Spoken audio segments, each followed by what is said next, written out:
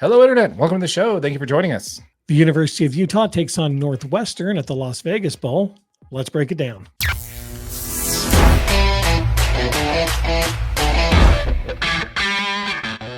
If you are part of the 95% of our audience that is not subscribed, please consider doing so. Thank you. All right. So let's go ahead and jump on into it. Let's first talk a little bit about the University of Utah. May not be the season we wanted, but they were bowl eligible. I mean, it's a good thing. To end up at the Las Vegas Bowl, the good news is it's only 5.5 hours away from Salt Lake City. So yeah, you're going to this one, aren't you? I am, absolutely. Nice. Yep, I will be there. So it's a nice drive down for Utah fans. It's good to see them with a little bit of postseason play. Again, not the season we wanted, not the bowl game we wanted, but we'll take it. At least we get to see our team play one more game this season. Absolutely. So the Utes are going to take on Northwestern in the Vegas Bowl. Utes are favored by 7 points, and the over-under line is 42.5. Why don't you break down this matchup for us? All right, man. So it looks like Northwestern currently has the 121st ranked offense, averaging 305 yards per game. They also have the 42nd ranked defense, allowing 351 per game. Utah has the 84th ranked offense, just about 360 yards per game, and they currently have the 17th ranked defense, allowing 308 yards per game. I think the key statistic that kind of jumps out to me is the rushing defense for Utah versus the rushing offense for Northwestern.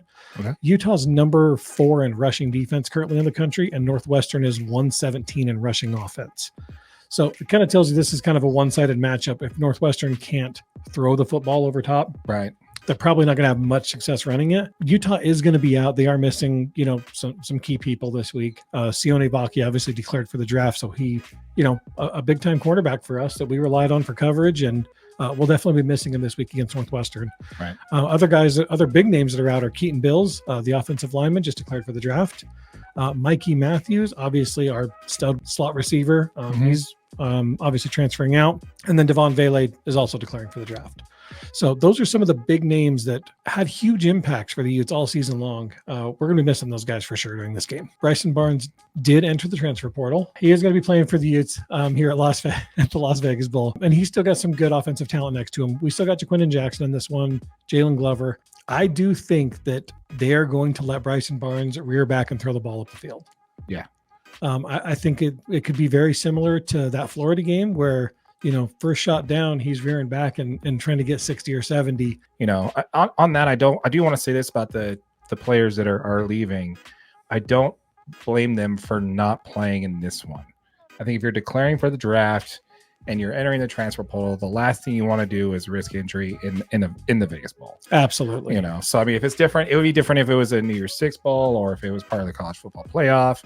Then yeah, I can understand having them want to be there, but really just really shows how great it is the fact that Bryson Barnes is playing, even though he's declared to go into the portal. So such a stud, man. Yeah.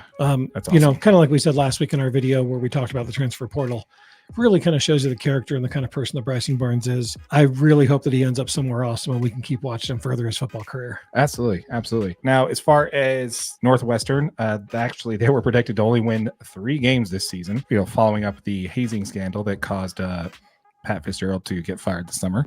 So there wasn't a whole lot of expectations on Northwestern this year. So they're definitely going to be playing with a chip on their shoulder. They did come into this pretty hot. They've won 3 in a row.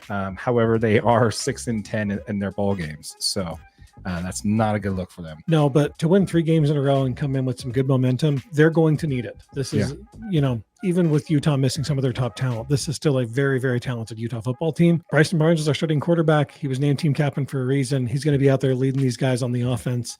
They're going to be looking to put some points on the board. The defense is going to be fantastic as always.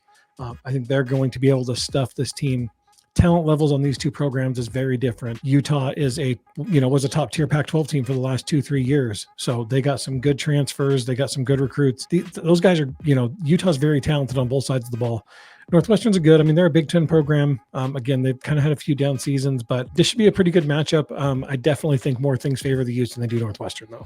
Yeah, I mean, for Utah, the Vegas Bowl is definitely going to be a disappointment compared to the previous 2 years. I mean, they're Pac-12 champions. This is not where they wanted to be this year. We do have a lot of people out. But I do think the key thing is going to drive this Utah team to a victory in this game. It's going to simply be the Coach Whittingham's going to will it so. Yeah. A lot of people don't realize, with 2 Pac-12 championships in the last 2 years, people may forget that they are 0-2 in their last bowl games. Yeah. So I think Kyle Whittingham and the boys are going to go out there. They're going to crush it. They're going to want to go into Big 12 play with a bowl win on their shoulders, and they're going to go out and they're going to win this game pretty handily. They are favored by 7. I say they crush it. I say they cover that.